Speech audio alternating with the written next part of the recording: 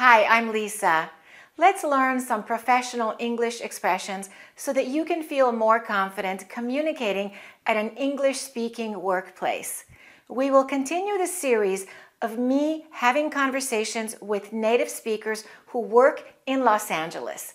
They talk about their jobs and they use a lot of expressions that I think you need to learn to use as well.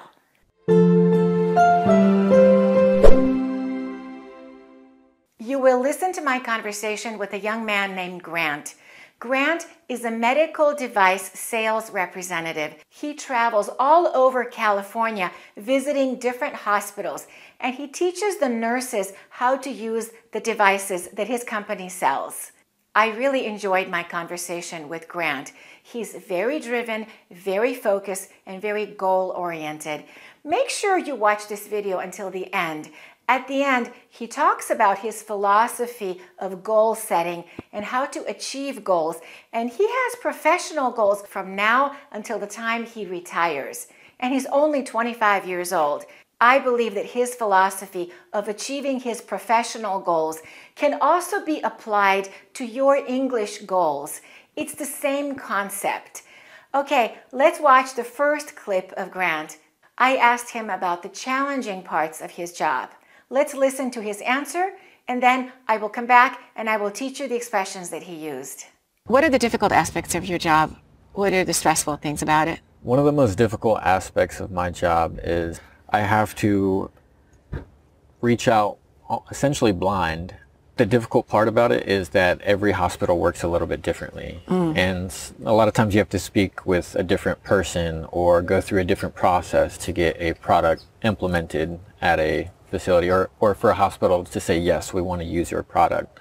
So you have to be very flexible and adaptable and able to kind of go with the flow in terms of how the hospital wants to proceed in that sales cycle, essentially. I knew I always wanted to go with something in the medical field because of its stability. And it's almost recession proof. I don't know if anything is recession proof, but it's about as stable as it can get.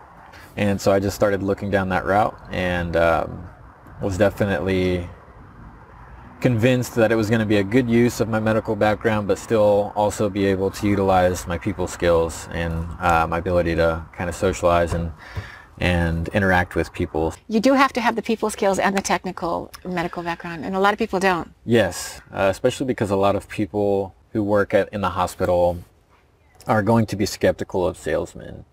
And sometimes they may have a guard up that's going to make them miss an opportunity that could actually benefit them because they can be defensive. Where'd you go to school and what was your major? I went to the University of Cincinnati in Southern Ohio. My major was technically it was biological sciences with a concentration in biomedical studies. And so I went into college knowing that I wanted to do something medical based at the very least, and preferably optometry school. Didn't necessarily pan out. A couple years later, I come to find out for various reasons that the field isn't as stable as it could be. There's essentially automated processes or robots that can kind of do a lot of that job. So I was either upgrade, be an ophthalmologist where you are able to do eye surgeries and such, and I find out those doctors actually have to go fully through med school and then some. So did you not want to do that? No, I had realized a couple years through school that I did not want to be 30-something by the time I graduated. Yeah. So I loved school. It was awesome. It was a great experience, but I also knew I had a lot to offer in the world that I could capitalize on now. The first expression is to reach out to someone. Let's listen to how Grant used it. One of the most difficult aspects of my job is I have to reach out essentially blind. Grant said one of the most difficult aspects of his job is that he has to reach out to people blind. And to reach out means to contact someone, to try to communicate, to offer help or support, to get the attention or interest of someone. For example, you can say, the politician is reaching out to younger voters. Or he had no one to reach out to when he was in need. Thank you for reaching out to me. He said he has to reach out to people blind. And do you know what that means? Do you know the meaning of blind date? When you meet someone for a date, the first time you see them is when you actually meet them on the date. That's a blind date.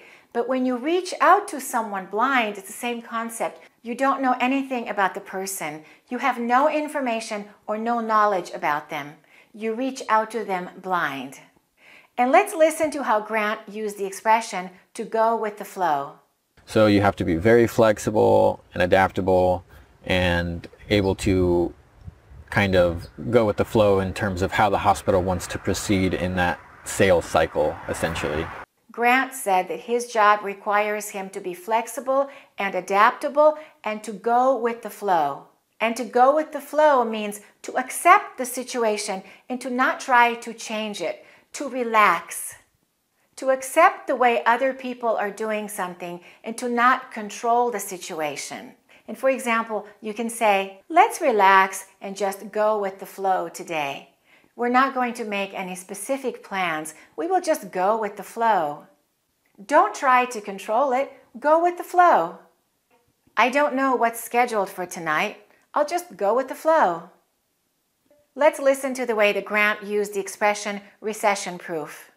I knew I always wanted to go with something in the medical field because of its stability. And it's almost recession-proof. I don't know if anything is recession-proof, but it's about as stable as it can get. Grant said he entered the medical field because it's almost recession-proof. You probably know the meaning of the word recession, when the economy is bad and it's difficult to find a job. But the medical field is often recession-proof, and that means it's not affected by the economy so much. So when we use the word proof, we mean that something is resistant to the bad effects. It's not affected by something. For example, you can say, my watch is waterproof. Unfortunately, my jacket isn't rainproof. And the medical field is usually recession-proof. Let's listen to how Grant used the expression, as it can get. He said, it's as stable as it can get. I don't know if anything is recession-proof, but it's about as stable as it can get. Grant said the medical field is about as stable as it can get. And that means as stable as possible. So you can use an adjective plus as it can get. You can say as good as it can get or as bad as it can get. And that means it's the maximum amount. You can say the situation is as bad as it can get. It can't get any worse. It's terrible. You can also say as it gets. It's not very hot in this area. Today's temperature is as hot as it gets. Let's listen to the way Grant used the expression people skills. So that it was going to be a good use of my medical background, but still also be able to utilize my people skills and my ability to kind of socialize and interact with people. If you have good people skills, that means you are able to deal with people or to communicate with people effectively. You are friendly and you're able to make people feel comfortable. You can say his job requires both technical skills and people skills. Let's listen to how Grant used the expression to have a guard up. Sometimes they may have a guard up that's going to make them miss an opportunity that could actually benefit them because they can be defensive. Grant said that when he communicates with people who work at the hospital, sometimes the employees at the hospital have a guard up when they're talking to salespeople like him. And what does that mean, to have your guard up? When you don't trust and you don't feel safe, or maybe you're careful about the intentions of someone, you have your guard up. You are cautious and you want to protect yourself from being hurt or used by someone. You can say, it's difficult to get to know her because she always seems to have a guard up. And let's listen to how some other people use the expression to have a guard up. Any child who has to keep their guard up all the time and doesn't feel safe can't dream. I thought that when we sat down and you would be honest with me, and obviously you're keeping a guard up, and you're not giving real answers because people are going to be defensive. They're going to have their guard up. They don't know what you want from them. Let's listen to how Grant used the expression to pan out. And so I went into college knowing that I wanted to do something medical based at the very least, and preferably optometry school. Didn't necessarily pan out. Grant originally wanted to be an optometrist or an ophthalmologist, but it didn't pan out. And to pan out means to happen, to work out, or to develop in a certain way. You can say, his desire to start a new business didn't pan out. Or you can say, nobody knows how things will pan out. We don't know what will happen. Let's listen to the way Grant used the expression, and then some. And I find out those doctors actually have to go fully through med school and then some. So Grant said, doctors have to go fully through med school and then some. And by the way, med school means medical school. So when you say something and then you add and then some, that means and even more. There is more in addition to what I already mentioned. So he said the training to become a doctor includes medical school and then some. So after medical school, they're still not finished with the training. And you can use and then some like this. They paid $1 million and then some for that house. Or the luxury hotel met our expectations and then some. It was amazing. And let's listen to the way some other people use the expression and then some. The rich have made all their money back and then some. Let's listen to the way Grant used 30-something. no, I had realized a couple years through school that I did not want to be 30-something by the time I graduated. Grant said he didn't want to be 30-something by the time he graduated, by the time he became a doctor. And 30-something means between 30 and 40. It's more than 30, 30-something. You can say, how old do you think he is? I think he's 40-something. So you can say, I think he's in his 40s, or I think he's 40-something. Grant moved to Los Angeles from Ohio for his job. His job requires him to travel all over California, so he's always in his car driving from one hospital to another hospital. In the next video that you will watch, I asked him to tell me about the difference between living in Los Angeles versus Ohio. Let's listen to what he says, and then I will come back and I will teach you some more expressions that he used. What is your favorite part of your job? My favorite part of my job is meeting so many different types of people. I came from a small-ish town in southern Ohio. Moving from there to Southern California, it's much more of a melting pot here. Even if you just live in one city, you're going to experience a lot of different cultures and stuff. But if you're lucky enough to get to travel around, that gets intensified, and you are constantly bombarded with, different types of cultures and different types of people. And I just find it very interesting, and it makes the world seem much larger. What would you say the biggest difference is between Ohio and California, besides the weather? Yes, because that is the biggest difference. I thought I was going to miss having all 4 seasons. I actually do not. Really? Here we are in December. Yes, I prefer my winters being able to wear short sleeves. But apart from the weather, again, to kind of reiterate the diversity you'll find in the people and the cultures, I love that. There are so many beautiful scenic views here in California, so much so that I have a little album in my phone of just little pictures I take while I'm driving, come to a stoplight, and I'll just appreciate how pretty it looks. So there's views I have here daily that would have taken my breath away every single day back home. Really? Yeah. Let's listen to the way Grant used the word smallish. I came from a small-ish town in southern Ohio. Grant said, I came from a smallish town. He didn't say small town, he said smallish town. And that means quite small, kind of small. So when you add the ish ending to a word, for example, when you say 4-ish, what time do you want to meet? Oh, around 4-ish. That means approximately 4 o'clock. You can say, how old do you think she is? Probably 40-ish, approximately 40. Or you can say, she has brownish red hair. It's kind of brown. I'm not sure. It's maybe brown, maybe red, brownish. So we can add the ish, the ish ending to some adjectives to mean kind of, approximately. The next expression is apart from. But apart from the weather, The sentence was, but apart from the weather. And that means besides the weather, except for, other than that. You can say, apart from the old roof, the house is in great shape. Apart from the rainy weather, Seattle is a great city. Do you know the verb to reiterate? Let's listen to the way Grant used it. to kind of reiterate the diversity you'll find in the people and the cultures. To reiterate means to say again. He said, to reiterate, the diversity you'll find in the people and the cultures, I love that. And that means, I'll tell you one more time, I will reiterate it. So you can say, to reiterate, or let me reiterate, or I should reiterate.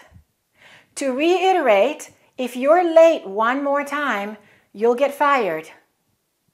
It's something important, so I will say it one more time. I will reiterate it. Let's listen to the way he used the expression, so much so that. There are so many beautiful scenic views here in California, so much so that I have a little album in my phone of just little pictures I take while I'm driving. Grant said, there are so many beautiful places in California, so much so that he takes pictures when he's driving. So much so that means to such an extent, very much.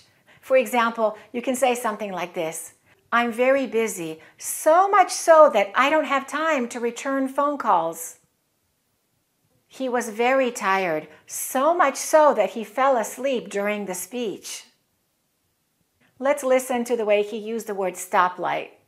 You know, come to a stoplight and I'll just appreciate how pretty it looks. He said when he's driving and he comes to a stoplight, he looks around to appreciate just how beautiful it looks. We can say stoplight, or we can say traffic light, or red light. They're all the same. You can use those interchangeably. The next expression is to take someone's breath away. Let's listen to the way Grant used it. There's views I have here daily that would have taken my breath away every single day back home. He said, the views that I have here in California would have taken my breath away every day back home in Ohio. If something takes your breath away, it's really beautiful, it's amazing, it's spectacular. You can say, wow, that sunset took my breath away. The view from the top of the mountain took my breath away. The first time I heard that song, it took my breath away. In the next clip, you will listen to Grant talking about his professional goals. He talks about a concept called reverse engineering. It's a really powerful concept that I think can apply perfectly to your English goals as well. Let's listen to him, and then I will come back and I will teach you some expressions that he used. What do you see yourself doing 5 or 10 years from now? You're only 25, right? Yeah. 5 or 10 years from now, I expect to be in a senior level role. Right now I'm in an associate role. So you definitely want to stay in the field? Yes. I don't think it's something I want to do until the day I fully retire and stop working. If it's something where I'm able to build up enough of a nest egg and kind of start investing that into various things, I would love for there to be a point before I'm done working that I'm just investing and I'm not. Oh, you are driven and focused. Yeah, I can't remember exactly when it happened, but I just remember having a lesson in my life about reverse engineering and taking a point, a finished product, and imagining step by step how they got to that. And it's an easier way to kind of see paths that'll get you to where you want in life. It's hard to take it step by step and imagine a final product. It's much easier to imagine that final product and then take step by step backwards. So you imagine yourself at age 45 or 50, and then you ask yourself, what will it take to get there? And then you do those steps. Exactly. I heard an interview with Kobe Bryant, and that's exactly what he talked about. He said, I want to be the best basketball player in the world. What will it take? And then he decided to do all those steps, and he knew if he did all those steps, he would one day be the best. And I was very inspired by that. That's great to hear. And That means hopefully great minds do think alike. yeah. Well, good luck. I think you have a very bright future ahead of you. I can see that. Awesome. I'm very glad to hear that. Thank you very much. Okay. Let's listen to the way I use the expression to see yourself doing. What do you see yourself doing 5 or 10 years from now? You're only 25, right? Yeah. I asked Grant, what do you see yourself doing 5 or 10 years from now? And that means, what do you imagine your future to be like? What are your future goals? That's a very common job interview question, by the way. For example, you can use it this way.